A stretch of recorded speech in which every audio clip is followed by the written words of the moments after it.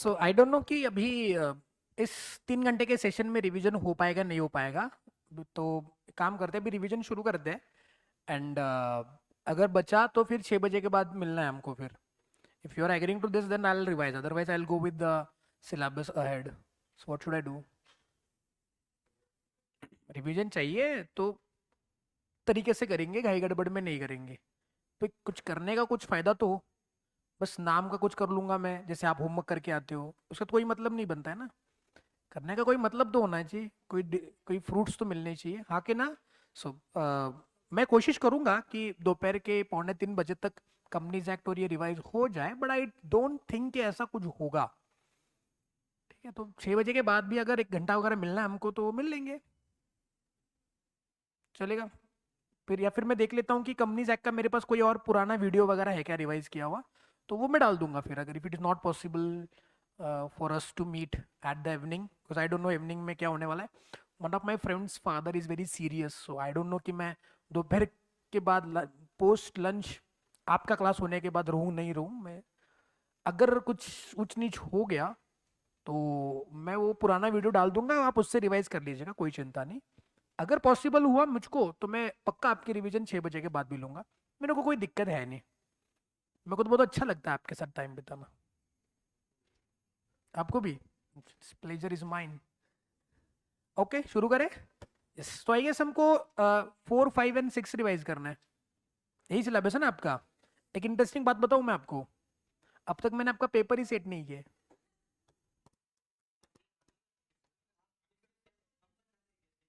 हाँ, आप मुझको क्वेश्चन नंबर बताइए, वो मैं सेट करवा लूंगा। या फिर एक काम करते हैं, क्वेश्चन नंबर मैं मार्क करके देता हूँ या आप मार्क करके मुझको दो, वही आप ले लो एज ए टेस्ट। सेट करने की जरूरत है क्या है पेपर? या फिर एक काम करते ना, कुछ तूफानी कर दे, तुमको जो अच्छा लगे वो लिखो। 4, 5, 6 पे जो अच्छा लगे वो। सर मेरे को ये क्वेश्चन का आंसर आता है, मैं लिखना चाहता हूँ, लिखो भाई। मेरा इंटेंशन है कुछ तो लिखो। Instead of me giving you the question, you should give me the question. नहीं, कभी कभी ऐसा कर लेंगे, ऐसा मॉक टेस्ट में नहीं करते, कभी कुछ ऐसा टेस्ट रख लेते हैं। हाँ, जैसे बैंक में नहीं होता है नो योर सेल्फ, केवाईसी होता है ना बैंक में, नो योर कस्टमर। तो वैसे नो योर प्रिपरेशन करके कर दे, केवाईपी। कि एक टॉपिक दूंगा, उस टॉपिक का जो क्वेश्चन तुमको याद आता है उसका आंसर आप लिखिए, चलेगा? कभी जरा सिलेबस कंट्रोल में आना दो मेरे, तो ये भी एक्सरसाइज कर लेंगे। देखो मेरा कहना है क्या है, खेल कूद के साथ पढ़ाई हो जानी चाहिए, तो वो दिमाग में रह जाए। अननेसेसरली ये बहुत बहुत डिफिकल्ट है, ये ऐसा नहीं हो सकता है, वैसा ही करना पड़ता है, तुम सीए कर रहे हो, बी वेरी सीरियस, हो जाता है। CA is the part of your life, is not your life. ऐसा लोगों को देख के लगना चाहिए कि भैया ये सही में सीए एग्जाम पास हुआ है या फिर वही बता रहा है। मतलब हमको देख करके लोगों को मोटिवेशन मिलना चाहिए, अरे सीए भी करा जा सकता है, कोई चिंता नहीं है। मतलब मजे के साथ भी सीए करा जा सकता है, ऐसा लगना चाहिए। ये तुमको देख करके 4 जने ने सीए छोड़ दिया, बताओ। नहीं भैया, ऐसा हो जाता है कि सीए होने के बाद बिफोर आफ्टर फोटो दिखाए तो समझ में नहीं आया कि ये सेम इंसान है कि कोई अलग अलग इंसान है, ऐसा ना लग जाए। तो हाँ, थोड़ी मेहनत तो करनी पड़ती है, ऐसा नहीं कि मेहनत तो सब जगह पे लगती है, कुछ ना करने में भी मेहनत लगती है भाई, है कि नहीं? भाई दिन भर सोते रहना तो ऐसे ना, ऐसा थोड़ी ना है, बहुत मेहनत लगती है भाई। कोई कुछ बोले उसकी ना सुनना बहुत मेहनत लगता है भाई। आपको ऐसा नहीं लगता है? मेरे को तो ऐसा बहुत होता था जब, कि मैं सोया हुआ हूँ और कोई मुझको काम बता रहा है, मेरे को पता है कि मेरे को I have to do this but I am restricting my self from doing because I want a leisure. तो आपको मन में ऐसा गिल्ट नहीं होता है कि यार यार करना चाहिए, वो जरूरी काम है लेकिन मैं नहीं कर रहा हूँ, लेकिन फिर भी नहीं, रहने दो, नहीं करते आज, मेरे को बहुत कंटाला आया, ऐसा नहीं लगता तुमको? लगता है ना? तो नॉर्मल छे, ये नॉर्मल छे, ये करना है, ये समझना भी बहुत बड़ी बात है, कुछ लोगों को तो वो भी नहीं समझता कि ये करना चाहिए था। तो half battle you one, but half battle क्या होता है? टेक सम एक्शन, कुछ करिए, कुछ करने से ही कुछ होगा, इजंट इट? वो एक मैं बोलता हूँ ना कि जुमला जो है ना कि कुछ पाने के लिए कुछ खोना पड़ता है, नहीं ना? कुछ पाने के लिए कुछ करना पड़ता है भाई, वो तो वो जरूरी है, तो कुछ कर, थोड़ा बहुत तो करिए, तो आगे से आपको थोड़ा इंप्रूवमेंट नजर आ जाएगा। Incremental improvement, you should be 1% better every day, है कि नहीं, ऐसा होना चाहिए। ठीक है, तो शुरू करते हैं आज के प्रवचन को, यहीं पे स्टॉप करते हैं, रिवीजन शुरू कर लेते हैं। ठीक है, चलिए, अभी तो 4 5 6 जो है इतनी बड़ी बात नहीं है, 4 5 6 में फटाफट फटाफट हो जाएगा अगर आपका साथ है तो। क्या हम साथ साथ है? पक्का? थोड़ा सा मैं ये स्क्रैच कर लेता हूँ। अच्छा, इसके नेमोनिक वगैरह कुछ बना के दिए क्या मैंने? 4 5 6 में कुछ है क्या नेमोनिक?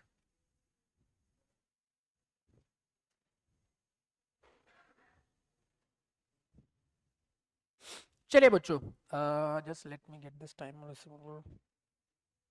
इसके कोई नेमोनिक बनाए? Contracts which need not to be perform को कुछ नेमोनिक बनाया हमने? नहीं, वो नोवेशन ऑल्टरेशन ऐसा कुछ हमने याद किया था। और डिस्चार्ज का बनाया था कुछ? डिस्चार्ज का क्या बनाया नेमोनिक हमने? मैं भूल गया। घर पे हमें दिमाग तो लेके आया ना नालायक है। मैंने कुछ लिखा है क्या, देखता हूँ मैं, अगर वो सामने होगा तो फटाक से हो जाएगा काम।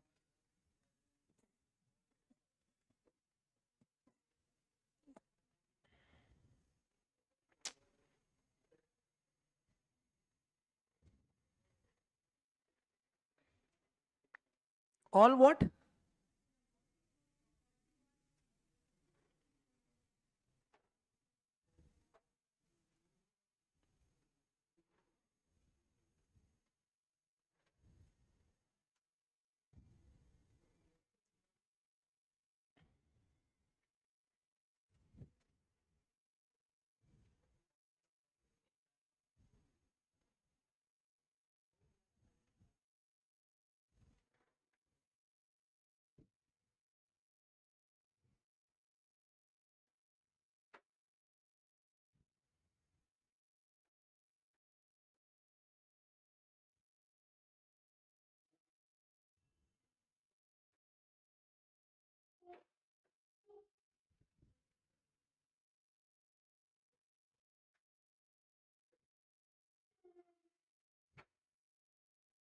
लिखा है कि डिलीट कर दिया भाई मैंने? कहाँ लिखा हुआ है?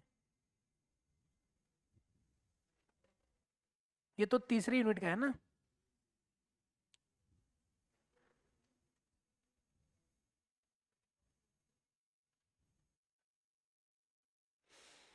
हम्म,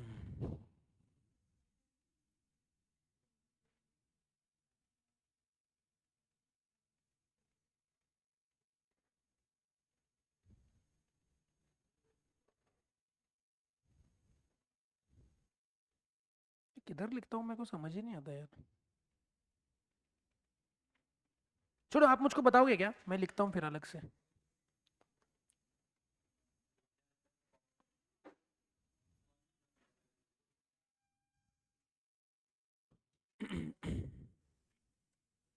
चलो बता दो, अलग से बता दो मुझको, मैं लिखता हूँ।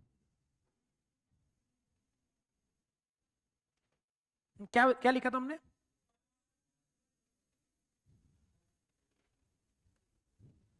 All what? Call plumber to discharge the contract, ये था? अच्छा, सही है कि देखो।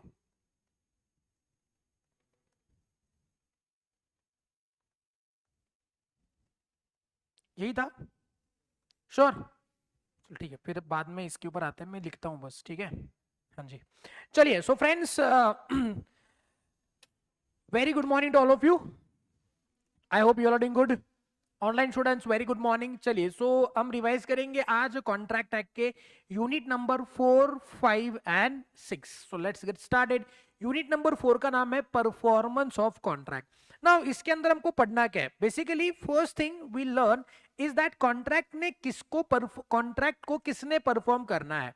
Basically the first and foremost responsibility to perform the contract is of what? Promiser himself. यानी कि ए ने प्रॉमिस किया बी को, तो A should perform it first so that B will perform. मैंने कहा I will sell you my car, will you purchase it? आपने कहा यस, तो आई should come to you with the car. So promisor खुद perform करने के लिए liable है, प्रोमिस ही पहले परफॉर्म करने के लिए लायबल नहीं है। हाँ, आगे जब हम लोग रेसिप्रोकल प्रोमिसेस में जाएंगे तो वहां पे हमने एक बात देखी हुई थी कि अगर sequence in which contract needs to be perform, if it is fixed then उसी सीक्वेंस में परफॉर्म करना है। जैसे हमने कहा कि प्रोमिसी शुड फर्स्ट परफॉर्म, यानी कि एडवांस पेमेंट देना है तो he should give advance payment and then promisor will perform. तो अगर रेसिप्रोकल प्रोमिसेस में sequence in which contracts need to be performed अगर फिक्स है तो उसी सीक्वेंस में होगा, अगर कोई फिक्स नहीं है तो promiser first perform the contract. आई बात समझ में? तो first person who is responsible for performing the contract is what? The promiser himself. Number 2, क्या उसका एजेंट भी परफॉर्म कर सकता है? The answer is yes. हमने यूनिट नंबर 9 एजेंसी में देखा हुआ है कि आज किसी पर्सन ने किसी एजेंट को अपॉइंट करके अपने काम उस एजेंट के थ्रू करवाए हैं तो एजेंट मस्ट परफॉर्म। मैंने अपनी कार खुद नहीं बेचनी है, मैंने अपनी कार एजेंट को देनी है तो एजेंट कार उसको देगा ना, तो एजेंट भी परफॉर्म कर सकता है। एजेंट ने परफॉर्म कर लिया मतलब मैंने ही परफॉर्म किया हुआ है, तो मैं भी परफॉर्म कर सकता हूं, मेरा एजेंट भी परफॉर्म कर सकता है। That is a valid performance. Number 3, legal representative. अगर मान लेते हैं प्रोमिसर की डेथ हो जाती है तो क्या उसके लीगल रिप्रेजेंटेटिव उस कॉन्ट्रैक्ट को परफॉर्म करने के लिए लायबल होते हैं? The answer is yes. But कितने तक लायबल होते हैं? Only out of the property inherited by him. इसका मतलब क्या होता है? सपोज ए ने कॉन्ट्रैक्ट किया बी को कि वो उसको 1 लाख रुपए देगा, लेकिन ए की डेथ होने पे जो उसका बेटा सी है उसको ए से अगर 60,000 की ही प्रॉपर्टी मिलती है तो उसका बेटा सी कितना देगा बी को? ओनली 60,000। तो प्रोमिसर का लीगल रिप्रेजेंटेटिव उसकी डेथ पे लाइबल टू परफॉर्म है but only out of the property inherited by him. C की कोई पर्सनल लायबिलिटी नहीं आएगी। आई बात समझ में? अगर ए ने अपने लीगल रिप्रेजेंटेटिव को कोई प्रॉपर्टी छोड़ी नहीं है तो उसके लीगल रिप्रेजेंटेटिव की कोई रिस्पॉन्सिबिलिटी नहीं होगी। आई बात समझ में? हाँ, लेकिन अगर मान लो कॉन्ट्रैक्ट पर्सनल स्किल और जजमेंट के हैं तो इन दैट केस उसके legal representatives liable to perform नहीं है। जैसे ए इज द पेंटर, उसने बी से प्रॉमिस किया कि मैं तुम्हारा एक पिक्चर बनवाऊंगा, 2-3 सिटिंग के बाद ए पैरालाइज हो गया suppose, he couldn't paint now, तो क्या उसका बेटा जो इंजीनियर है वो पेंटिंग बनाएगा? उसको पेंटिंग खाली बिल्डिंग का बनाना आता है। सही कि गलत? तो अगर कॉन्ट्रैक्ट के अंदर पर्सनल स्किल और जजमेंट इन्वॉल्व है तो वहां पे प्रोमिसर के legal representatives are not liable to perform. यहां तक सारी बातें क्लियर है बच्चों? नेक्स्ट, क्या कोई थर्ड पर्सन भी कॉन्ट्रैक्ट को परफॉर्म कर सकता है? कर सकता है, बट उसके लिए जरूरी बात यह है कि promisee must accept that performance. यानी कि मैंने बोला कि मैं कुछ गुड्स आपको बेचूंगा, ए ने कहा बी से कि मैं तुमको कुछ गुड्स बेचूंगा। अब अगर मान लो ए के पास उसका स्टॉक नहीं है, सेम गुड्स है, और ए बोल रहा है सी को जो उसका फ्रेंड है बाजू के शॉप वाला, उसने कहा कि सी तुम बी को सप्लाई करो, कोई प्रॉब्लम नहीं, सेम गुड्स है। अगर बी सी से ए ने किया हुआ परफॉर्मेंस एक्सेप्ट कर रहा है तो थर्ड पर्सन भी परफॉर्म कर सकता है। लेकिन अगर उसमें डिफेक्ट वगैरह नजर आए तो केस किस पे फाइल होगा? ए के ऊपर होगा, because there is a privity between A and B, not B and C. बात समझे? तो थर्ड पर्सन से भी परफॉर्मेंस एक्सेप्ट किया जा सकता है provided promisee must accept the performance from third person. ये एक कंडीशन इसके अंदर याद रखना। क्या joint promisors liable to perform होते हैं? The answer is yes. वो इसके अंदर एक ट्रिक है, समझना पड़ेगा।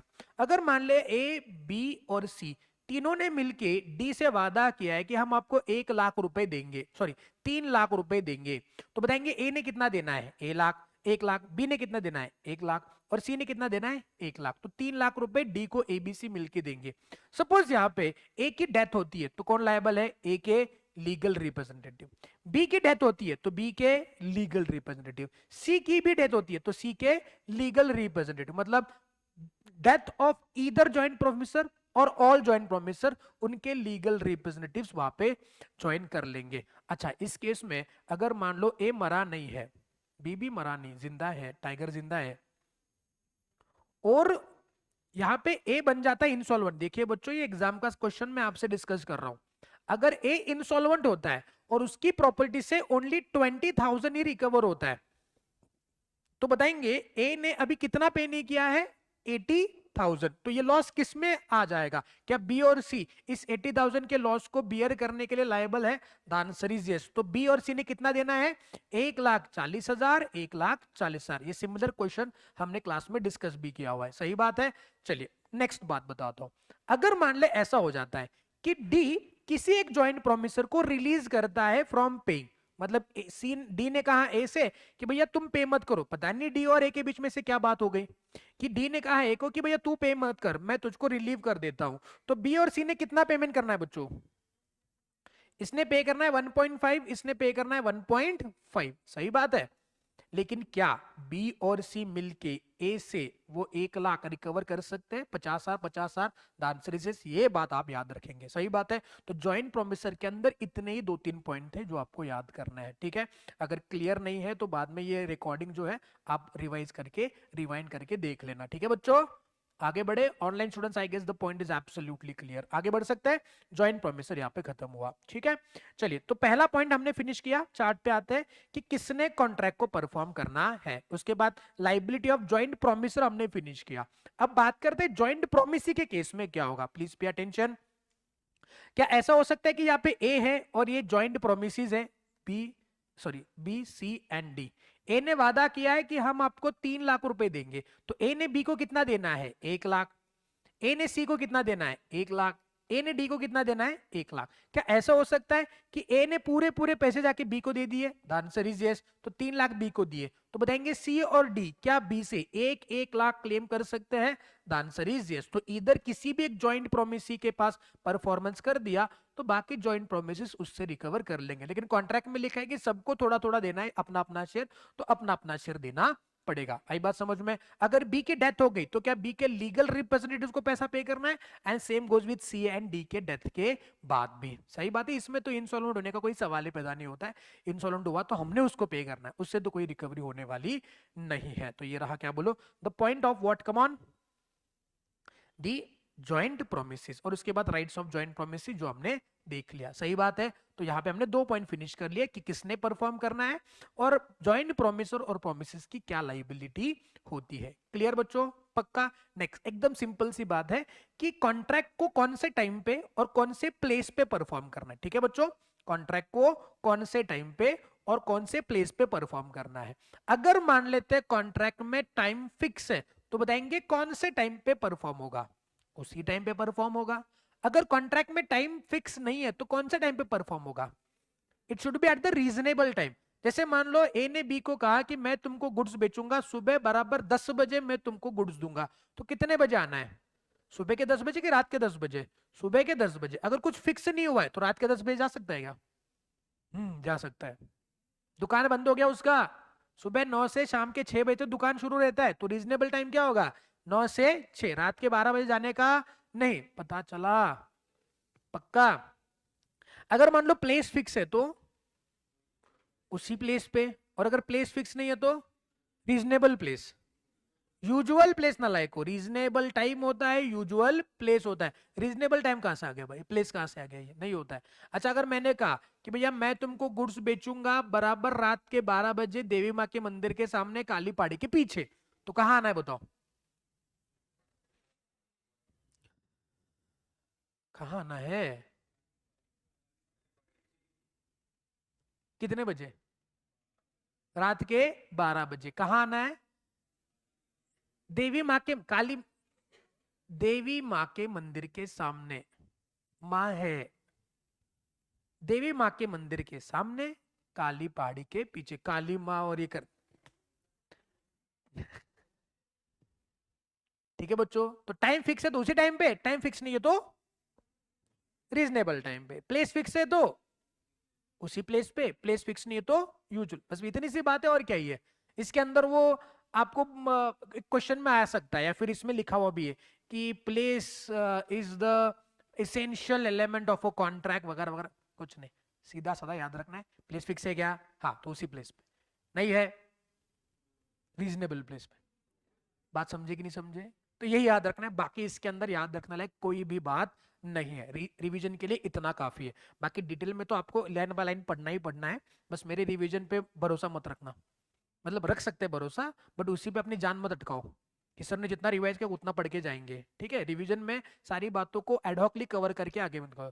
This is the revision, not a री लर्निंग।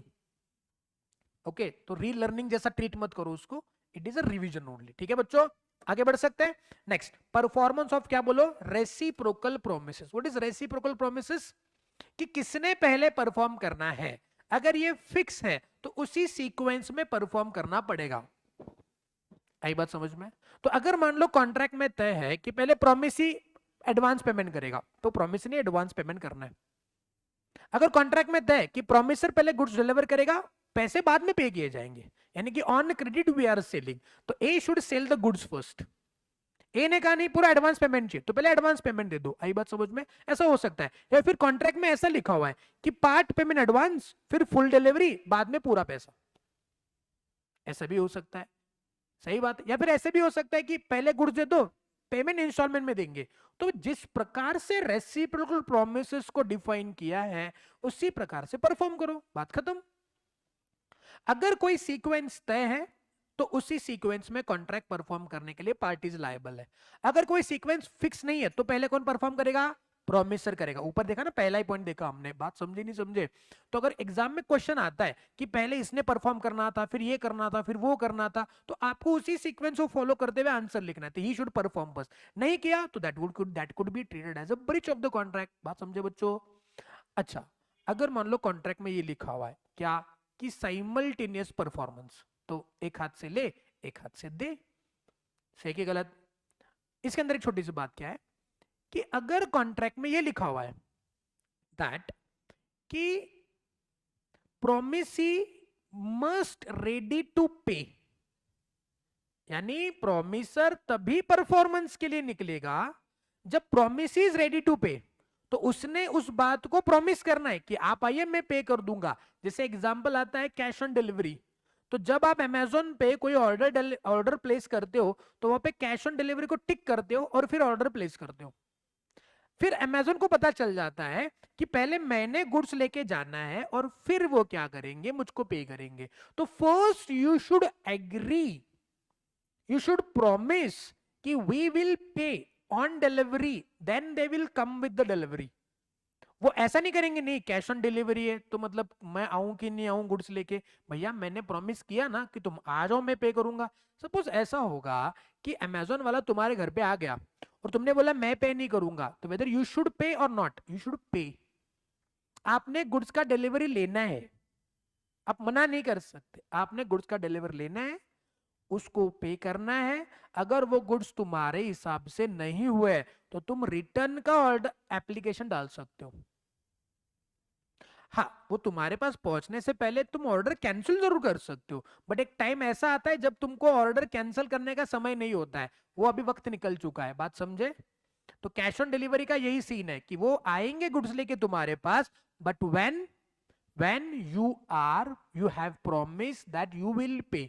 तो ये भी हो सकता है कि प्रोमिसर कब परफॉर्म करेगा, जब you are promising that you will also perform, then only promiser will come। अगर ऐसा लिखा हुआ है तो उसी सीक्वेंस में परफॉर्म करना है।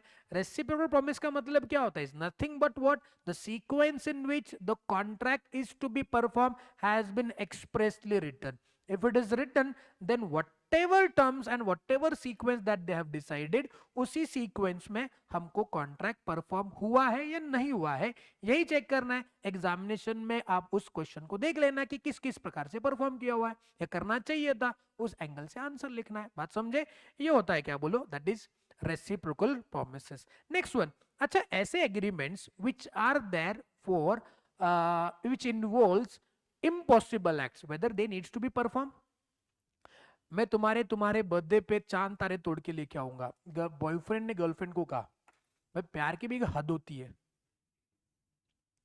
isn't it?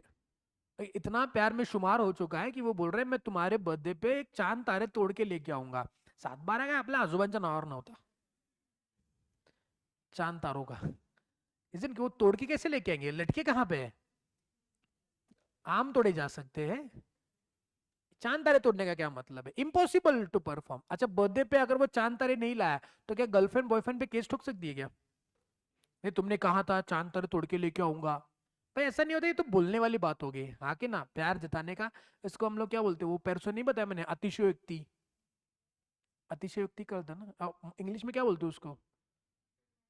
एग्जैजरेशन बोलते हैं, या फिर वो बोलते हैं ना हाइपर कुछ तो बोलते हैं ना, हाइपर बोल ऐसा कुछ तो बोलते हैं ना अंग्रेजी में। अरे ग्रामर, अरे मेरी तरह ग्रामर पढ़ो यार। I know everything. सॉरी।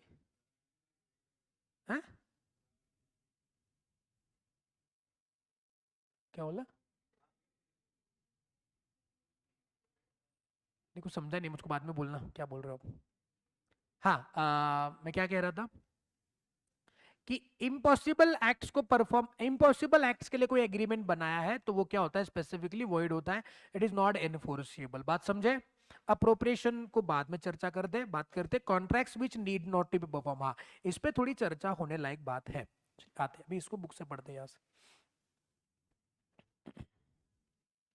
हाँ, इसके अंदर देखो एग्रीमेंट टू इम्पॉसिबल में इनिशियल इम्पॉसिबिलिटी और सब्सिक्वेंट होती है, दोनों तो वॉइड ही होता है। बट इनिशियल इम्पॉसिबिलिटी होती है तो वॉइड एब इनिशियो होगा, और सब्सिक्वेंट इम्पॉसिबिलिटी वो तो वॉइड कॉन्ट्रैक्ट का डेफिनेशन ही है क्या ना? तो कॉन्ट्रैक्ट पहले वैलिड था, फिर कुछ हुआ, कुछ कुछ होता है अंजलि तुम नहीं समझोगी, फिर वो कॉन्ट्रैक्ट इम्पॉसिबल टू परफॉर्म हुआ तो वो वॉइड होता है ना, अनएनफोर्सेबल होता है। समझे कि नहीं समझे बच्चों? आगे बढ़े क्या? सुपर वेनिंग हो गया, रेसिप्रोकल हो गया, अल्टरनेटिव हो गया, चलो जाने दो। अप्रोप्रिएशन को बाद में समझते हैं। हाँ यस, इस पे आना है मुझको कि contracts which need not to be perform और with the consent of both parties. Very very important thing, exam में पहले से बहुत क्वेश्चन इस पे आते हैं कि कौन से कॉन्ट्रैक्ट है जिसको परफॉर्म करने की जरूरत नहीं है। कैसे कौन से कॉन्ट्रैक्ट है? पहला है novation, rescission and alteration. Novation, ये रेमिशन यहाँ पे लिखा हुआ नहीं लेकिन नीचे है, देखो वो ट्यून में याद कर लिया तो याद होगा कि नहीं हुआ। तरीका जो भी हो, मेरे को एग्जाम में मार्क्स चाहिए, बाकी अपना कोई इंटेंशन नहीं है। सही बात है। वापस एक बार, बहुत मजा आ रहा है मुझको, बताएंगे ऐसे कौन से कॉन्ट्रैक्ट्स है जिसको परफॉर्म करने की जरूरत नहीं। 1 2 3 स्टार्ट, कम ऑन।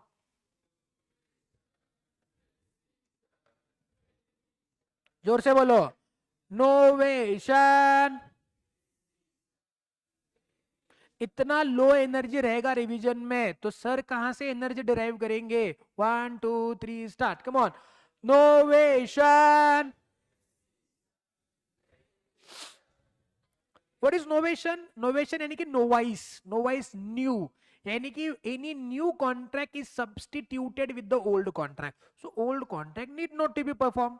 जैसे एग्जांपल के तौर पे अगर मान लो मैंने आपसे कहा कि मैं आपको कार बेचूंगा, लेकिन आपने बोला नहीं सर मेरे को ना कार खरीदी करना नहीं है, तो मैंने क्या किया, मैंने ये कार किसी और को ऑफर कर ली, तो बताएंगे हमारा पुराना कॉन्ट्रैक्ट तो कैंसिल हुआ ना। या फिर आप ही के साथ में नया कॉन्ट्रैक्ट एंटर कर सकता हूं कि व्हाइट वाला कार नहीं, रेड वाला कार ले लो सर, मतलब मुझको बेचो। तो मैंने क्या किया, पुराना कॉन्ट्रैक्ट जो व्हाइट कार बेचने का था वो कैंसिल कर दिया, और नया रेड वाला कार जो आपको पसंद है वो मैंने आपको बेच दिया। तो पुराना कॉन्ट्रैक्ट परफॉर्म करने की जरूरत नहीं। क्या मैं आपको एनफोर्स कर सकता हूँ पुराना कार खरीदी करने के लिए? नहीं। क्या आप एनफोर्स कर सकते हो मुझको कि आप मुझको व्हाइट कार ही बेचो? नहीं, बिकॉज हमने क्या कर दिया है, पुराने कॉन्ट्रैक्ट को नए कॉन्ट्रैक्ट से नोवाइज कर दिया, न्यू कॉन्ट्रैक्ट बना दिया, उसको बोलते हैं नोवेशन, नया कॉन्ट्रैक्ट बन गया। दूसरा आता है rescission. What is rescission? Contract cancel. मतलब मैंने आपसे कहा कि मैंने आपको कार बेचनी है, आपने कहा हाँ खरीदी करेंगे, बाद में मेरे को लगा कि नहीं मेरे को नहीं बेचना, आप बोले मेरे को तो कार खरीदी करना था, मैंने भी अपना मन बदल लिया, मेरे को कोई वही पसंद आ गई है कार। पहले मुझको लगा था कि मेरे को ये पसंद है क्या, कार, लेकिन अभी लग रहा है कि नहीं पसंद है क्या, कार। तो हमने कॉन्ट्रैक्ट कैंसिल किया म्यूचुअली, हमारा ब्रेक ये म्यूचुअली हमने कॉन्ट्रैक्ट को कैंसिल कर दिया। ऐसा हो सकता है ना? अरे हाँ कि ना, जिंदगी में ऐसा हो सकता है कि आपको, आपने कॉन्ट्रैक्ट कैंसिल कर दिया हो, तो it is what, rescission by mutual agreement. अरे हाँ कि ना। अच्छा, नोवेशन जो है उसमें पार्टी बदल सकता है, या फिर सेम पार्टी से नया कॉन्ट्रैक्ट बन सकता है। रेसिशन में तो कॉन्ट्रैक्ट कैंसिल ना, मतलब सेम पार्टी के बीच में होगा ना। अरे तुम लॉजिक, तुम रिवाइज करो, नोवेशन ना लायक हो। हाँ, नोवेशन में पार्टी चेंज हो भी सकता है या नहीं भी हो सकता है, सेम पार्टी से नया कॉन्ट्रैक्ट या नए पार्टी से नया कॉन्ट्रैक्ट हो सकता है। तो पुराना और रेसिशन में हम कॉन्ट्रैक्ट ही कैंसिल कर रहे हैं, बात खत्म, नया पार्टी बने नहीं बने तुमको क्या लेना देना है भाई, कैंसिल ही हो गया। उसको बोलते हैं रेमिशन। What is रेमिशन? What is रेमिशन? रेमिशन मतलब कि हमने लाइबिलिटी को छोड़ दिया हो, जैसे 5 लाख के बदले 2 लाख एक्सेप्ट किया। कुछ समझा कि नहीं समझा? तो हमने क्या कर दिया, 3 लाख को छोड़ दिया, तो क्या 3 लाख के लिए केस बन सकता है? नहीं बन सकता। इसको क्या बोलते हैं बच्चों? रेमिशन, रेमिट कर दिया, वेव कर दिया। ओके, एंड लास्ट वन क्या आता है? Alteration. Alteration is nothing but the part and parcel of novation only, isn't it? That means हमने एग्जिस्टिंग कॉन्ट्रैक्ट के टर्म्स चेंज कर लिए। अब जब मैं एग्जिस्टिंग कॉन्ट्रैक्ट के टर्म्स को चेंज करता हूं तो कॉन्ट्रैक्ट तो बदल ही जाता ना बच्चों। अरे हाँ के ना? तो बताएंगे मुझको क्या आता है? Novation, alteration. सही बात है। एक छोटा सा काम है, एक काम करिए आप, ये थोड़ा एग्जाम्पल पढ़िएगा, example number 33, example number 34 and example number 35, ये जरा पढ़िएगा। I'll just back in 2 minutes.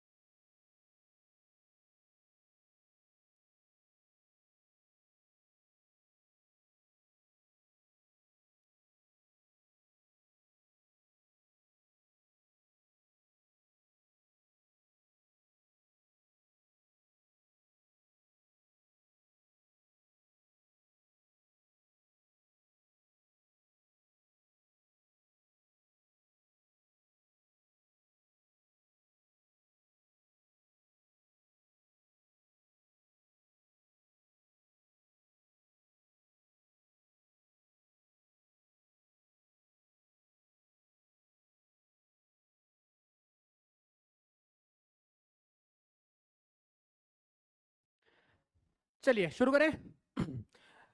ये रहा आपका, बोलो ऐसे कॉन्ट्रैक्ट जो आपको परफॉर्म करने की जरूरत नहीं है, जिसके अंदर होलसेल और रिटेल दोनों सवाल बन सकते हैं। तो होलसेल में आया तो आपको पता है नोवेशन, रेसिशन, रेमिशन, ऑल्टरेशन। रिटेल में आया तो इंडिविजुअली आपको ये पता होना जरूरी है कि नोवेशन का मतलब क्या होता है, एंड सो ऑन। ठीक है बच्चों, I guess this point is absolutely clear. Okay, आगे बढ़ सकते हैं क्या? हाँ, इसमें एक छोटा सा पॉइंट है कि कम्युनिकेशन ऑफ रेसिशन, इसका मतलब क्या होता है? आज मान लो हम कॉन्ट्रैक्ट को कैंसिल कर रहे हैं। सपोज मैंने आपसे कहा कि I want to sell my car and then I want to cancel the contract, so I should give you the notice of rescission ना, कि मैं कॉन्ट्रैक्ट को कैंसिल कर रहा हूँ, आके ना। अगर मान लो मैंने अपने मन में ही बोल दिया कि मैंने कॉन्ट्रैक्ट तोड़ दिया है, तो ड्यू डेट पे तो आप आओगे ना मेरे से परफॉर्मेंस क्लेम करने के लिए। तो क्या ये ब्रीच माना जाएगा? हाँ, ब्रीच तो नोटिस पे भी माना जा सकता है कि मैंने कॉन्ट्रैक्ट कैंसिल किया। अच्छा, दोनों पार्टीज ने with the consent contract cancel किया, तो आई कैन अंडरस्टैंड कि they it is need not to be perform. But एक पार्टी ने कैंसिल किया और दूसरे पार्टी ने कैंसिल नहीं किया, तो इसको हम लोग क्या मानेंगे? इसको हम लोग ब्रीच ऑफ कॉन्ट्रैक्ट ही मानेंगे। हाँ कि ना बच्चों? तो चाहे रेसिस्टर जो भी कर रहा हो उसका नोटिस देना बहुत ही जरूरी है। नेक्स्ट पॉइंट बहुत बारी रिपीट होता है, इसके बाद अगर कभी आया तो मैं रिवाइज नहीं करूंगा, अभी समझो बात खत्म। याद है हमने आपके ने एक एग्जाम्पल देखा हुआ था कि मेरे को एक क्लासरूम पेंट करने का है। तो ये क्लासरूम अगर मुझको पेंट करना है और मैंने पेंटर को कहा है कि ये क्लासरूम मेरे को पेंट करके दो, तो whether I should make this classroom available to him, या फिर मैंने उसको कहा कि चलो एक काम करो, अभी सैटरडे संडे छुट्टी है तो आप एक काम करो, ये क्लासरूम पेंट करके रखो, और मैं लॉक करके चाबी अपने पास साथ लेके गया। मंडे को जब आया तो मैंने देखा कि क्लासरूम तो पेंटेड ही नहीं है। तो whether I can file a case on the painter और not? No, why? Because the promiser or promisee, usually promisee, should make available a reasonable facility so that promiser should perform it. And vice versa, promisor ने promisee को, promisor ने promisor को वो facilities provide करनी है जो agreed है, so that they could perform the contract. मैंने कहा कि मेरी कार रिपेयर करके दे दो, लेकिन मैं कार उसको दिखाता ही नहीं हूं, भाई ये कार है रिपेयर करो। बोले वो कार तो लेके आओ, बोले नहीं कार नहीं दूंगा, नहीं तुमने रिपेयर करना है। हम लोग को इस सतयुग में नहीं है कि आंख बंद करके कोई मंत्र बोल दिया तो कार ऑटोमेटिक रिपेयर हो गया। कार को रिपेयर करना पड़ता है भाई, सही बात है। तो if promisee is not providing a facilities so that promisor can perform the contract, then promisor is not liable। आई बात समझ में? उसके लिए कॉन्ट्रैक्ट voidable बन जाएगा। क्या बन जाएगा बच्चों? voidable बन जाएगा। सही बात है, पक्का? तो ये पॉइंट हमेशा बार बार रिपीट होता रहेगा, लेकिन उसको रिवाइज नहीं करूंगा, एक बार दिमाग में छाप लो, जहां जहां पर पॉइंट आएगा वहां वापस सिमिलर एक्सप्लेनेशन है। ठीक है बच्चों, आगे बढ़े क्या? चलिए, and with this we come to the last point of this contract वाला performance, that is discharge of contract. कि कौन से तरीके से कॉन्ट्रैक्ट क्या होता है बच्चों? डिस्चार्ज होता है। क्या इसका नेमोनिक बनाया था हमने? हाँ कि ना? क्या नेमोनिक था? Call the plumber to discharge the contract. Wholesale में आया तो ये याद रखना है, रिटेल में तो इंडिविजुअल पॉइंट क्लियर होना ही चाहिए। तो बताएंगे मुझको कॉल में क्या आएगा? सी से क्या आएगा? कुछ नहीं आता है, क्या बात कर रहे हो? सो इससे कुछ नहीं। पी से क्या आएगा? Bye performance. अच्छा, परफॉर्मेंस में दो प्रकार आते हैं, पहला कौन सा आता है? Actual performance and attempted performance. वैसे ब्रीच ऑफ कॉन्ट्रैक्ट में सिमिलर एक्सप्लेनेशन आता है। Again, what is actual performance? A ने कहा बी से मैं तुमको कार बेचूंगा, बी ने कहा ऐसे यस मैं परचेस करूंगा, ए ने कार बी को दिया, बी ने पैसे ए को दे दिए, इट इज डिस्चार्ज। ए ने अपना काम कर दिया, बी ने अपना काम कर दिया, तो contract is discharged by actual performance. दूसरा आता है attempted performance. What is this attempted performance? A ने कार अगर बी को दिया, but B is refusing to accept that, promiser attempted, tried to perform, इसको टेंडर परफॉर्मेंस भी कहते हैं। तो when promiser attempted to perform the contract but promisee refuses to accept that performance, it is called as a attempted performance. इसमें होता क्या है कि प्रोमिसर वेट करेगा, सही बात है, कि भैया मैं परफॉर्म करूं कि नहीं करूं, सही बात है। अगर मान लो उसने कहा है कि I will perform it and सामने वाले पर्सन ने रिजेक्ट कर दिया, तो वो वहीं पे क्या कह सकता है कि contract is cancel from my angle, so he is discharge from the contract, he is not liable to perform it. सही बात है। Similar type to anticipatory breach, कि एक परफॉर्म करना चाहता है, दूसरा परफॉर्म नहीं कर रहा है। यहाँ पे भी सेम हो रहा है, एक परफॉर्म कर रहा है, दूसरा एक्सेप्ट नहीं कर रहा है, तो वो वहीं पे क्या कर सकता है, कॉन्ट्रैक्ट को कैंसिल मान सकता है। He is discharge from the contract, he is not liable to perform it again. A ने कहा बी को 15 तारीख को कार लेके आऊंगा, ए 15 तारीख को कार लेके चला गया, उसने मना किया, तो वो उसी दिन पे क्या बोल सकते, नहीं कॉन्ट्रैक्ट कैंसिल। 20 तारीख को बी ए के पास नहीं मेरी गलती होगी, 15 तारीख को अभी मेरे को कार बेचो, ए बोले is not liable to perform now. तो जब कोई अटेम्प्टेड परफॉर्म करता है और प्रोमिसर रिफ्यूज करता है, तो promiser is not liable to perform it again, ये पॉइंट याद रखना है। तो by performance we have two things, actual and attempted performance. आई बात समझ में? पक्का बताएंगे। नेक्स्ट वन क्या आएगा, जोर से बोलो। लैप्स ऑफ टाइम, टी से क्या आएगा, लैप्स ऑफ टाइम। प्लम्बर से, अच्छा ओके ऐसे किया था हमने, चलो ठीक है। पी एल, पी से आएगा परफॉर्मेंस, एल से आएगा लैप्स ऑफ टाइम। तो लैप्स ऑफ टाइम में क्या होता है, अगर मान लो कॉन्ट्रैक्ट में डिसाइडेड है कि इसी टाइम में परफॉर्म करना है और उसी टाइम में परफॉर्म नहीं हुआ, तो कॉन्ट्रैक्ट इज कैंसिल। 15 तारीख को बोला था परफॉर्म करो, नहीं हुआ, तो कॉन्ट्रैक्ट क्या हो जाएगा, कैंसिल। सही बात है। फिर एम से कुछ क्या था, मर्जर ऑफ, मतलब merger of rights. Merger of rights discuss, what is merger of rights, अगर आज कोई सबऑर्डिनेट राइट सुपीरियर राइट में मर्ज हो जाता है। एग्जांपल हमने देखा था कि आज अगर मेरी कोई प्रीमाइसिस रेंट पे है और अगर मैंने उसी रेंटेड प्रीमाइसिस को खुद परचेस कर लिया, तो क्या मैंने रेंट वाला एग्रीमेंट आज भी परफॉर्म करना है? द आंसर इज नो, क्योंकि रेंट एग्रीमेंट तो वैसे भी क्या हो जाएगा, लैप्स हो जाएगा, डिस्चार्ज हो जाएगा, because I became the owner, तो I am not liable to pay rent to anyone. तो even if not cancel the contract formally, but rent agreement will be invalidated because I have become what, the owner of that property। सही बात है। Then M से कुछ और, mutual agreement. Mutual agreement में वही बात थी ना, novation, rescission, रेमिशन and alteration, similar बात है। और कुछ, और कुछ, बी से कुछ था, ब्रीच ऑफ कॉन्ट्रैक्ट। अगर मान लो किसी पार्टी ने किसी कॉन्ट्रैक्ट को ब्रीच कर लिया, मतलब ए ने कहा मैं कॉन्ट्रैक्ट परफॉर्म नहीं करूंगा, इसको हम लोग क्या बोलते हैं, एक्चुअल ब्रीच या एंटीसिपेटरी ब्रीच। ओके, तो उसमें दो प्रकार हो सकते हैं, एक्चुअल या फिर anticipatory. What is actual breach, जो ड्यू डेट पे होता है उसको बोलते हैं actual breach. What is anticipatory breach, जो ड्यू डेट के पहले होता है। अच्छा, ड्यू डेट के पहले हुआ तो प्रोमिसी के पास दो ऑप्शन है, वो उसी दिन पे कॉन्ट्रैक्ट को कैंसिल मानेगा जिस दिन उसने ब्रीच किया है, या फिर वो ड्यू डेट तक वेट करेगा। ड्यू डेट में दो बातें हो सकती है, एक तो परफॉर्मेंस हो जाए या फिर नहीं हो जाए। अगर परफॉर्मेंस हुआ तो, परफॉर्मेंस हुआ तो कोई चिंता नहीं है, कॉन्ट्रैक्ट स्टिल परफॉर्म, डिस्चार्ज हो जाएगा।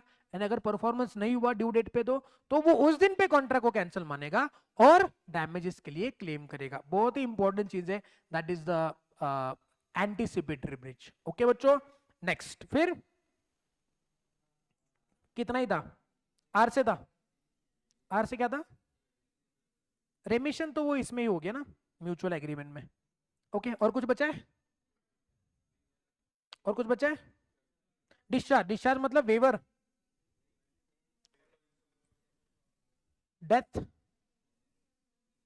और इंसॉल्वेंसी ऑफ प्रोमिसर। अगर प्रोमिसर की डेथ हो गई तो कॉन्ट्रैक्ट डिस्चार्ज ना, अगर वो पर्सनल स्किल नेचर के तो परफॉर्म करने की जरूरत नहीं है। हाँ, उसके लीगल रिप्रेजेंटेटिव लायबल है, लेकिन only out of the property. और कुछ जो दो नहीं है, कौन कौन से, सुपरवेनिंग इम्पॉसिबिलिटी, मतलब not providing the reasonable facility, वो तो उधर ही कवर हो गया। सुपरवेनिंग इम्पॉसिबिलिटी भी ऑलरेडी कवर्ड है, इसलिए इसके अंदर हमने ऐड नहीं किया है। वो तो कॉन्ट्रैक्ट स्पेसिफिकली वॉइड होता है, need not to be perform. Supervening का मतलब क्या होता है, पहले सही था, कुछ हो गया, इसकी वजह से कॉन्ट्रैक्ट परफॉर्म नहीं करना है। सही बात है। चलिए, सो हम बात क्या कर रहे थे बच्चों, कि किस किस प्रकार से कॉन्ट्रैक्ट डिस्चार्ज होता है। तो next point is really very important, that is discharge of contract. Discharge of contract में इंडिविजुअल पॉइंट्स अगर क्लियर है तो होलसेल में भी याद किया जा सकता है with this mnemonic, that is called the plumber to discharge the contract। तो P से क्या आएगा, performance, actual and attempted. L से क्या आएगा, लैप्स ऑफ टाइम। M से क्या आएगा, merger of right and mutual agreement. Then B से आएगा breach of contract, actual breach of contract होना चाहिए, breach of contract actual and anticipatory, और आर से आएगा रेमिशन, एंड डिस्चार्ज आएगा डेथ और इंसॉल्वेंसी ऑफ प्रोमिसर। ओके बच्चों, तो यहाँ पे खत्म हुआ हमारा कॉन्ट्रैक्ट के ब्रिज वाला पॉइंट, परफॉर्मेंस वाला पॉइंट। अब एक छोटी सी बात इसके अंदर बची हुई है, वो क्या है बोलो? अप्रोप्रिएशन ऑफ पेमेंट डिस्कस करें ना। Now what is this appropriation of payment, please pay attention. आज अगर सपोज किसी एक पर्सन ने किसी और पर्सन से मल्टीपल कॉन्ट्रैक्ट्स किए हैं on credit, that means on several occasions they had made a contract with themselves for a certain sum of rupees which is payable from the other party to the same person। यानी कि A ने B को multiple times multiple occasions में goods को credit पे बेचा हुआ है, और बी ए को कोई अमाउंट पे करता है लमसम। तो हमारा क्वेश्चन ये है कि वो पेमेंट कौन से डेट को एडजस्ट करने के लिए अप्रोप्रिएट किया जाएगा। क्या यही क्वेश्चन है? जी हाँ। तो मान लो ए ने बी को 1 जनवरी 2025 को 10,000 का माल बेचा, फिर अगेन दूसरे ओकेजन पे ए ने बी को मान लो 1 अप्रैल 25 को 20,000 का माल बेचा, और किसी ओकेजन पे ए ने बी को मान लो 1 जून 2025 को 30,000 का माल बेचा। तो अभी कितने डेट्स ड्यू है? 3 डेट्स। कितने अमाउंट के? 60,000 के। मान लो बी ने ए को 25,000 का एक लमसम पेमेंट दिया, तो हमारा डाउट है कि ये 25,000 इनमें से कौन से डेट्स में एडजस्ट हो जाएगा, whether that could be for third date which has been entered recently or for the oldest date that is 10,000 rupees and balance to the other date। कहां पे एडजस्ट करें? तो उसका रूल क्या निकल करके आता है कि आप देखिएगा कि जो डेटर है उसने क्रेडिटर को दैट इज ए को पेमेंट करते समय कौन सा डेट डिस्चार्ज करना है उसको इंडिकेट किया है कि नहीं किया है। अगर debtor has indicated the date to be discharge, तो क्रेडिटर ने उसी डेट के अगेंस्ट उसको डिस्चार्ज करना है। बात समझे? नंबर 2, अगर डेटर ने कुछ नहीं कहा तो क्रेडिटर अपने मर्जी से किसी भी डेट को एडजस्ट कर सकता है। बट दोनों में एक छोटा सा पॉइंट है जिसमें एग्जाम में सवाल बन सकता है। अगर मान लेते हैं डेटर ने क्रेडिटर को बताया है कि इस डेट के अगेंस्ट एडजस्ट करो, और अगर वो डेट टाइम बाय डेट हुआ, तो क्या डेटर उस डेट को सेट ऑफ कर सकता है? The answer is yes, because हमने देखा था नो कंसिडरेशन नो कॉन्ट्रैक्ट में कि अगर टाइम बाय डेट को डिस्चार्ज करना है तो किया जा सकता है, पर उसके लिए उनके बीच में स्पेसिफिक एग्रीमेंट होना चाहिए, और डेटर ही बोल रहा है कि एडजस्ट कर लो। क्या समझे बच्चों? चलेगा। लेकिन अगर क्रेडिटर अपने से उसको एडजस्ट करना चाहता है, क्योंकि डेटर ने उसको बताया नहीं कौन से डेट के अगेंस्ट एडजस्ट करना है, तो क्रेडिटर टाइम बाय डेट के अगेंस्ट उस पेमेंट को अपने से अप्रोप्रिएट नहीं कर सकता। बात समझे? ये दोनों में डिफरेंस है।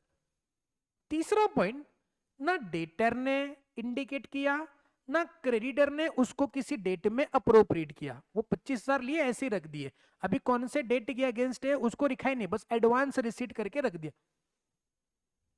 तो कौन से डेट में एडजस्ट करना है? तो it has to be adjusted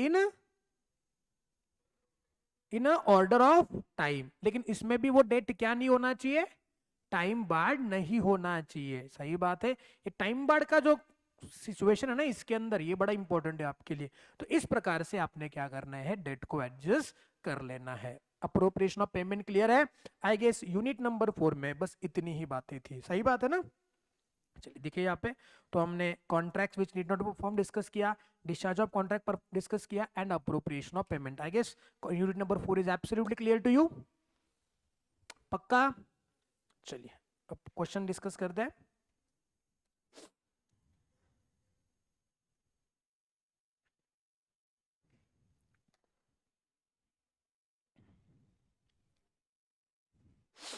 आते क्वेश्चन बैंक में। Unit number 4 performance of contract. ठीक है, question number 1, XYZ jointly borrowed 50,000 from A. The whole amount was repaid by A to Y. A ने Y को पे किया पूरा. Decide, can Y recover the contribution from X and Z? The answer is yes. The legal representatives are X are liable in case of a death of X. The answer is yes. Y can recover the contribution from the asset in case the Z become insolvent. The answer is yes. मतलब उसके property से recover किया जा सकता है. आई बात समझ में? Next, XYZ are the partners in the firm. They jointly promise to pay 3 lakh to D. Y becomes insolvent and his private estate is sufficient to recover only 1/5 of his share. X is compelled to pay the whole amount to D. X ने पूरा पे किया. आपको बताना है कि X Z से कितना रिकवर करेगा, Z से कितना रिकवर करेगा. वैसे कौन इंसॉल्वेंट हुआ है? Y. कितना शेयर है उसका? 1 लाख का शेयर है. कितना रिकवर हुआ? 20,000. तो X और Z ने कितना पे करना था? 1,40,000, 1,40,000. तो बताएंगे X Y से कितना रिकवर करेगा?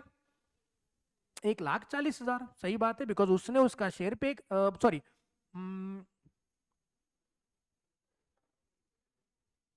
कितना रिकवर करेगा? 40,000 रिकवर करेगा. सही बात है, बिकॉज उसने उससे 40,000 पे कर दिए. हाँ, वो जेड से अलग रिकवरी कर सकता है. जेड से तो वो पूरा रिकवर करेगा 1,40,000, बिकॉज जेड का शेयर भी एक्स ही नहीं पे किया हुआ है. लेकिन वाई से कितना रिकवर करेगा? ओनली 40,000. सही बात है, क्लियर है. आगे बढ़े. Next, X and Y entered into a contract on 1st of August 18 by which X had to supply 50 tons of sugar to Mr. Y at a certain price strictly within the period of 10 days of the contract. Mr. Y also paid an amount of 50,000 towards an advance as per the terms of the above contract. The mode of transportation between their places is a roadway only. A severe flood came on 2nd of August and only road connecting their places were damaged and could not be repaired within 15 days.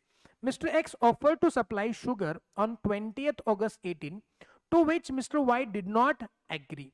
On 1st September 18, Mr. X claimed the compensation of 10,000 from Y for refusing to accept the supply of sugar, which was not there within the purview of the contract. On the other hand, Mr. Y claimed a refund of 50,000 which he had paid as an advance in terms of the contract.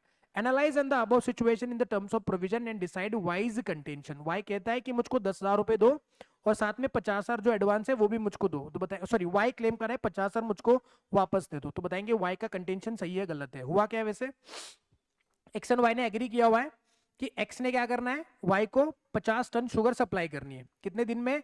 10 दिन में. कब enter किया? 1st of August. और Y ने 50,000 का advance भी पे कर दिया है. अब हुआ क्या है कि 2nd अगस्त को फ्लड आ गई, उसकी वजह से वो सप्लाई नहीं कर पाया.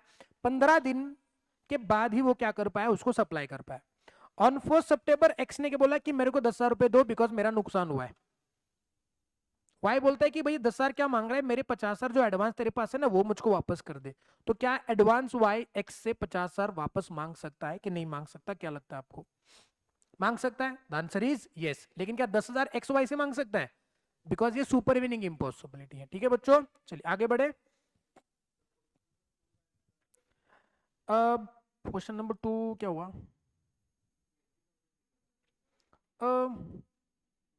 लेट मी चेक थोड़ा लेट मी चेक. चलिए उसको हम लोग सॉल्व करते हैं बराबर से. X Y एंड Z कितना पे करना था? 1 लाख, 1 लाख और 1 लाख. Y इंसॉल्वेंट हुआ, उसके स्टेट से 1/5 रिकवर हुआ. 1/5 मतलब कितना? कितना हुआ?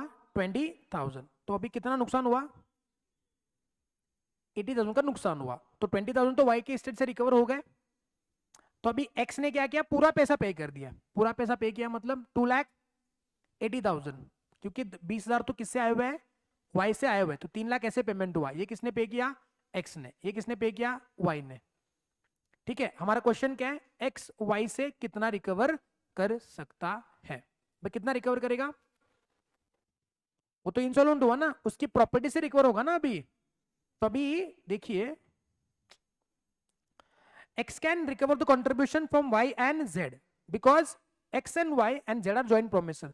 So X can recover the amount of 20,000 from Y states and 1,40,000 from Z states. अच्छा, उनका कहना ये है कि अगर Y इंसॉल्वेंट हुआ है तो 80,000 का नुकसान इन्होंने बियर कर लेना है. क्वेश्चन का एंगल क्या है कि मान लो 3 लाख रुपए एक्स ने दे दिए, मान लो, ठीक है, 3 लाख रुपए एक्स ने दे दिया पूरा का पूरा, तो इसमें से 1,40,000 जो जेड का शेयर आता है ऑन अकाउंट ऑफ इंसॉल्वेंसी, वो तो जेड ने पे करना है, लेकिन वो भी किसने पे किया, एक्स ने पे किया, तो भी एक्स जेड से कितना रिकवर करेगा, 1,40,000। सही बात है। अब सिमिलर शेयर एक्स का भी आएगा, because on account of insolvency 40,000 जो वाई का नुकसान है वो एक्स ने बियर करना है। ओके, सो 3 लाख में से 1,40,000 किससे आया, जेड से आया, तो बचे कितने,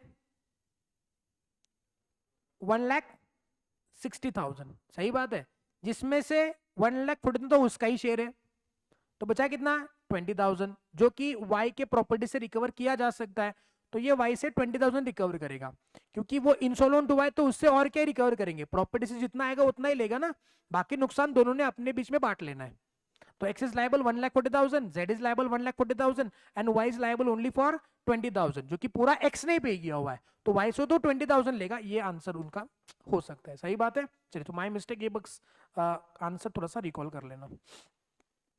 next one, what will be the right of the promisor in the following cases? Mr. X promised to bring back to Y life again. Agreement to do impossible act. A agreed to sell 50 kgs of apple to B. The loaded truck left for delivery on 15th of March, but due to riots in between, it reached to B on 19th March. Riots हो गए, तो उस वजह से वो 19 मार्च का supervening impossibility आ गई, तो भैया आप लोग उस कॉन्ट्रैक्ट को उस दिन पे परफॉर्म नहीं कर पाए। सही बात है। Next one, an artist promise to paint on a fixed date for a fixed amount of remuneration but met with an accident and lost his both hands. It is become void because it involves the personal skill and nature. Abhishek entered the contract for import of toys from China, but due to disturbances of the relation between both the countries, import of China were banned. तो ये क्या हो जाएगा, again contract is a void. सही बात है। तो पहला कॉन्ट्रैक्ट क्या हो जाएगा बच्चों, ये void है, दूसरा भी void है, अनएनफोर्सिबल है, आप उसको 15 तारीख को परफॉर्म करने के लिए नहीं बोल सकते, तीसरा भी void, चौथा भी void। सही बात। Next, Mr. Rich aspired to get a self-portrait made by an artist. He went to workshop of Mr. C, an artist, and asked whether he could sketch the former's portrait on oil painting canvas. Mr. C agreed the offer and asked rupees 50,000 as a full advance payment for the above creative work. Mr. C clarified that the painting shall be completed in 10 sittings and shall take 3 months. On reaching the workshop on 6th sitting, Mr. Rich was informed that Mr. C became paralyzed and could not be able to paint for the near future. Mr. C had a son, Mr. K, who was still pursuing his studies and not taken up his father's profession yet. तो बताना है क्या rich के को उस काम को पूरा करने के लिए बोल सकता है, नहीं बोल सकता, because that contracts involves the personal skill and nature, तो वो उसको परफॉर्म करने के लिए नहीं बोल सकता। क्या वो अपना रिफंड मांग सकता है जो एडवांस पेमेंट किया हुआ है? The answer is yes. Sheetal was a classical dancer. She entered into agreement with the Sharad Vidya Mandir for 50 dance performances. As per the above contract, she was supposed to perform every weekend and she will be paid 8,000 on performance. However, after a month, she was absent without informing due to her personal reasons. Answer the following questions. Whether management of Sharad Vidya Mandir has a right to terminate the contract? The answer is yes. If the management of Sharad Vidya Mandir inform Sheetal about the continuance, can the management still rescind? The answer is no, क्योंकि तुमने पहले उसने contract तोड़ दिया, you have inform कि हम contract continue कर रहे हैं, तो अभी आप कॉन्ट्रैक्ट को कैंसिल नहीं कर सकते। कैन शरद विद्या मंदिर claim the damages? The answer is yes. आगे बढ़े। X was a disc jockey at a 5-star hotel. As per the agreement, he is supposed to perform every weekend, paid 1,500 per day. X willfully absents himself from the performance, मतलब उसने खुद contract तोड़ा हुआ है, तो क्या hotel के पास contract को कैंसिल करने का अधिकार है? सिमिलर क्वेश्चन है। अगर वो चाहते हैं कि कॉन्ट्रैक्ट को कंटिन्यू करे, तो क्या वो कॉन्ट्रैक्ट को कैंसिल कर सकते हैं? The answer is no. और क्या वो कुछ डैमेजेस क्लेम कर सकते हैं? क्योंकि कॉन्ट्रैक्ट का ब्रीच हुआ है तो डैमेज तो क्लेम होगा ही होगा। सही बात है। What are the 5 circumstances under which contract need not be performed? पहला नोवेशन, दूसरा रेसिशन, तीसरा alteration and then remission. Remission किधर गया? Remission, yes, remission. कितने हो गए? 4 हो गए। और फिर ये करेगा कि निग्लेक्ट ऑफ प्रोमिस, मतलब अगर आपने आप उसको रीजनेबल फैसिलिटी प्रोवाइड नहीं किया तो वो तो परफॉर्म नहीं करेगा, कॉन्ट्रैक्ट डिस्चार्ज हो जाएगा। सही बात है। Next, mister J enter into an agreement with S to purchase his, that is mister SS motor car for ₹5 lakh within a period of 3 months. A security amount of 20,000 was also paid by Mr. J to Mr. S in terms of the agreement. After completion of the 3 month, enter into an agreement. Even after the lapse of the another 3 months period, Mr. J neither responded to Mr. S nor his phone calls. After the lapse of another 6 months, Mr. J contacted Mr. S and denied purchasing the motor car. He also demanded back the security amount of 20,000 from S. Referring to the provision of Indian Contract Act, state whether Mr. S is required to refund the security amount to Mr. J. Also examine the validity of claim made by Mr. J if motor car would have destroyed by an accident within this 3 months agreement period. तो question क्या है वैसे, जे ने agreement किया किसके साथ, S के साथ, क्या करेगा वो, उसकी कार परचेस करेगा, कितने में, 5 लाख में। सिक्योरिटी अमाउंट 20,000 किसने किसको दिया, जे ने एस को। 3 महीने के बाद एस ने जे से कॉन्टैक्ट करने की कोशिश करी, बट जे फोन ही नहीं उठा रहा है। तो अगर जे ने कॉन्ट्रैक्ट को कैंसिल करा है तो क्या उसने नोटिस देना जरूरी था, दिया, नहीं दिया। तो बताएंगे क्या यहां पे जे ने जो एडवांस पेमेंट दिया था वो वापस करना जरूरी है, द आंसर इज नो। भाई नोटिस ही नहीं दिया ना, तो एडवांस पेमेंट वापस देने की जरूरत नहीं है। एनी डाउट सो फार। बताएंगे अगर इन 3 महीनों में अगर वो मोटर कार डिस्ट्रॉय हो जाती तो उसका क्या होता, विद इन द 3 months अगर मोटर कार डिस्ट्रॉय हो जाती तो it is void contract because motor car destroy हो चुकी है। हाँ के ना बच्चों, आगे बढ़े। The basic rule is that promiser must perform exactly what is promised to perform. Explain the obligation of parties to contract. जो प्रॉमिस किया है उसको परफॉर्म करना जरूरी है ना, अगर आपने कुछ और परफॉर्म किया तो वो ब्रीच माना जाएगा। Next, mister Singhania entered into contract with mister Sonu to sing in his hotel for a 6 week। भाई सिमिलर क्वेश्चन है, छोड़ दो। Mr. Y is a devotee and wants to donate an elephant to the temple, a core part of ritual worship. He contracted Mr. X, who wanted to sell his elephant. X contracted with Mr. Y to sell his elephant for 20 lakhs. Both were unaware that elephant was dead a day before the agreement. दोनों को भी पता नहीं कि वो destroy हो चुका है, तो कॉन्ट्रैक्ट क्या हो जाएगा, वर्ड हो जाएगा, दोनों party under the mistake. Differentiate novation वगैरह छोड़ दो, ये भी पर्सनल स्किल नेचर का है, ये भी छोड़ दो। What do by supervening impossibility, ऐसी इम्पॉसिबिलिटी जो कॉन्ट्रैक्ट बनने के बाद आती है। तो सुपरवेनिंग इम्पॉसिबिलिटी से भी कॉन्ट्रैक्ट क्या बन जाएगा, वॉइड बन जाएगा, इसको परफॉर्म करने की जरूरत नहीं है। ठीक है, तो यहाँ पे खत्म हुआ आपका यूनिट नंबर 4। ओके बच्चों, ओके चलिए अभी काम करते हैं, ब्रेक के लिए रुकते हैं, लंच के बाद हम लोग क्या करेंगे यूनिट नंबर 5 और 6 को फिनिश कर लेंगे। ठीक है, हैव अ ब्रेक।